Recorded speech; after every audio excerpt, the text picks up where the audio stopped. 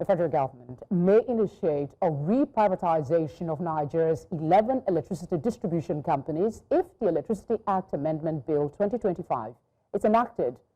The proposed legislation seeks to compel core investors in the discos to inject new capital or face penalties, including share dilution and possible takeover. The bill, currently undergoing legislative review, mandates financial restructuring within 12 months, aiming to attract long-term investments and eliminate unstructured subsidies. It grants the Nigerian Electricity Regulatory Commission increased authority to enforce compliance and impose sanctions.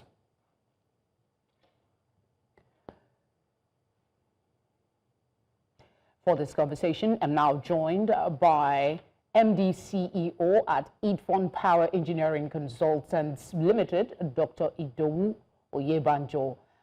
Good to have you on the news tonight. Let's talk about this bill that has scaled through second reading. It's just 2 years since the original bill was passed, and so far there's been a lot of agitation, opposition actually, against this bill. What can you tell us about the concerns being expressed?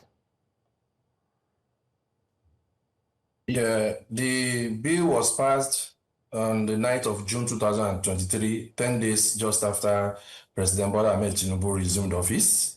Within 6 months, they realized a mistake there. They amended it January 2024. And now it is true that Electricity Act will be amended many times over the years. But it's too early to come and cause confusion in the electricity market. So this bill is not with good intention. This bill, if it passes and the president signs it, the president has already shot himself in the foot by rolling back what he has desired since 1999, 2003, when he was governor of Lagos State. Now that he has signed it, I think those who don't want Nigeria to come out of the doldrums of poverty, they want to quickly roll back the intended gains of the decentralization of the Nigerian power market, which this bill that was signed in 2023 aimed to achieve. What are the core issues that they are trying to amend that sector players are showing concern about? Right. So, you see, the original bill that was signed has given powers to states to develop, so that states that wish to develop, as you can see them, you know them. If you look at the people who want to develop, they have taken advantage of the bill. They can now regulate electricity matters within their state. That's the issue. But people who feel threatened, people who feel the same way they will feel if they say we should go back to the regional government system, those are the people who want to roll back this electricity adventure that will actually save Nigeria out of the quagmire of and woes of the power supply that we have experienced in the last 12 years since privatization in 2013. So the thing was done through the back door. There are parties in the state. There are stakeholders in the electricity sector. At least as far as the Electricity Act is concerned, you have the federal entities and also the state government. But the state government didn't know about it. So that should tell you the intention of those people who want to just change something that was just done 2 years ago. They want to turn it back to a centrally controlled electricity market. Essentially, they are going to rubbish the Electricity Act and destroy the opportunity of Nigeria to come out of power problems. I also know that Labour has reacted to the proposed changes, especially in regard to a ban on protest by workers in the sector. But because of time, I'd rather you talk to us about some of the issues in the sector before this bill was brought to the House for amendment. We know that there was talks about subsidy arising from moves by the Enugu state government to cut the price of Band A, I think, from I mean, to 160, and there is an agitation against that. What can you tell us about that scenario? Okay, the bill is going to worsen the situation if it should pass and if it should be signed. It's going to worsen the problems in the Nigerian power sector. Subsidy will now increase. In fact, it will be more than, already it will be more than that we experience in the petroleum sector, the PMS subsidy scam. This is a big scam, this subsidy issue.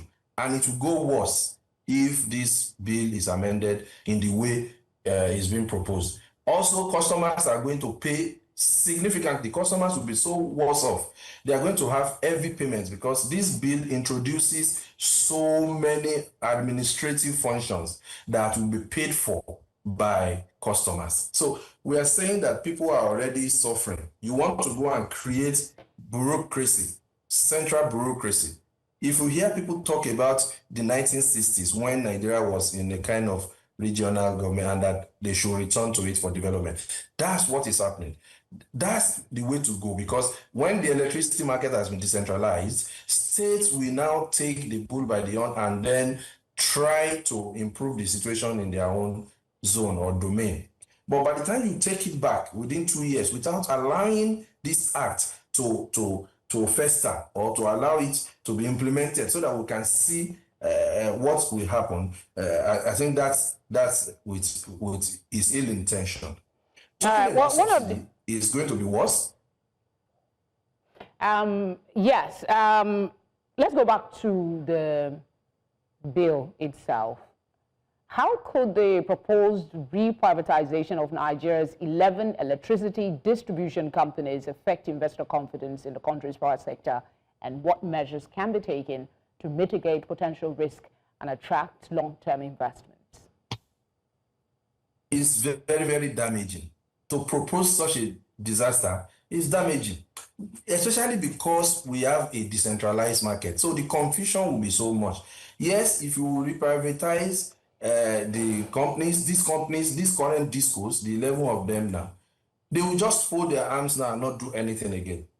Services will be worse because they will be trying to use this 12-month period designated in the act. They'll be using it to carry whatever they can get away with. So they will focus less on customer service because they know they are going to be taken over, or someone else is going to come on board. So if the rational thing a person will do as an entity is to start looking for ways to sweat the assets, we call it, take all the money away so that when this new person comes, he gets nothing.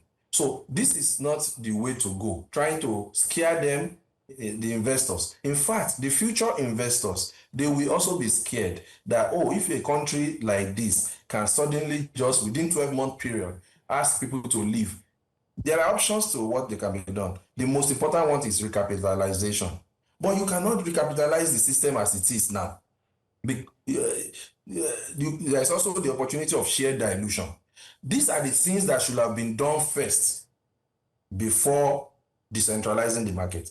But now that it has been decentralized, and some states like Enugu and Lagos and others have started working to take over control of the electricity in their states, if we try to introduce an amendment to that bill, you're going to cause chaos.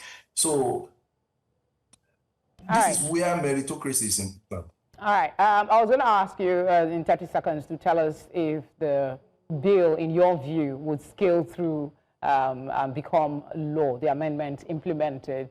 But I'll hold that and ask you instead of something else that is on the minds of many Nigerians. There is a memo circulating that the TCN is set to undertake some level of maintenance which will directly result in power outages in Lagos and some parts of Ogun State. To what end is this maintenance drive, and how sustainable is it? Well, outage management and outages for maintenance is popular in the business of electricity power supply. But in reality, it should never cause this kind of disaster that will happen if people don't have electricity between 8 and 5, the working hours daily in some parts of the country, notably Lagos, as they have said. It shouldn't happen. What should happen is whenever you want to take out an asset for maintenance, you must have an alternative. But the Nigerian power system, because of poor planning over the years and lack of investment in projects, they will have only radial network. Radial means it's only one line. There are no alternatives. So you need to ensure that a power system has at least N-1 compliancy, which means in the absence of one that you are trying to maintain, another one is going to supply electricity. So you can now see why the state electricity, the Electricity Act, which gives the states the opportunity to ask for investors to build their own generation, will work. Let me explain. Let's say TCN wants to do this thing from 28th of July as planned for over 25 days up to August 21. Let's say Lagos State has private generators, Dangote, who has a lot of capacity, who wants to build more, and some other people who are interested. Let's say they have generation. They will simply generate and continue to serve people in Lagos State. So that's why this bill is so important. If any state actually wants to come out of the problem of darkness, this is the way to go.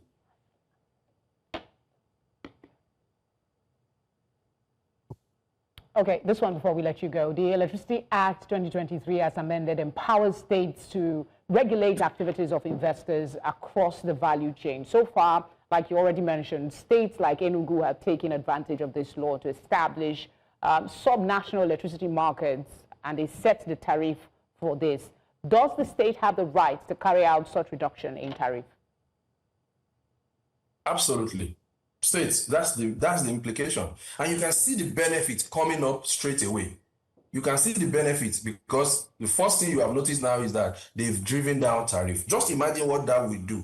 And they can still drive the tariff down without messing up with the electricity market. The people who have been employed in Enugu electricity, you can see that they are all meritocratic driven. This meritocracy is what is playing on, this knowledge. These people have significant knowledge of the power system. And because of that, all the lapses that you could have seen that has taken us 12 years back, they are correcting them quickly.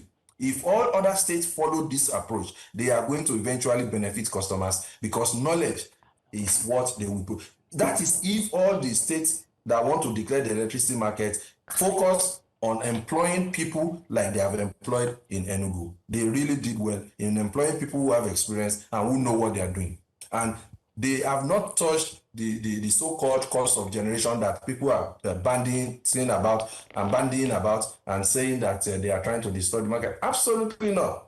This was a properly done process involving the state DISCO, which is the main power electricity distribution company limited in Enugu, and even NEC itself. So there is no ambiguity. The ambiguity is coming because all the flaws that we have been carrying for so long that has made the tariff to be so high, they have reduced this because they have the oversight. They have now looked at some of the data.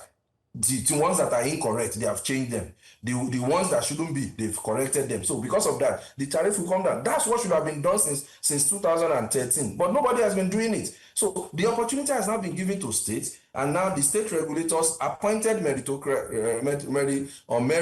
they will look at these things and drive down tariff even further. I guess that's a good point to leave it for now. I guess when there is new development, we will be reaching out to you. Thank you for speaking with us. Thank you very much.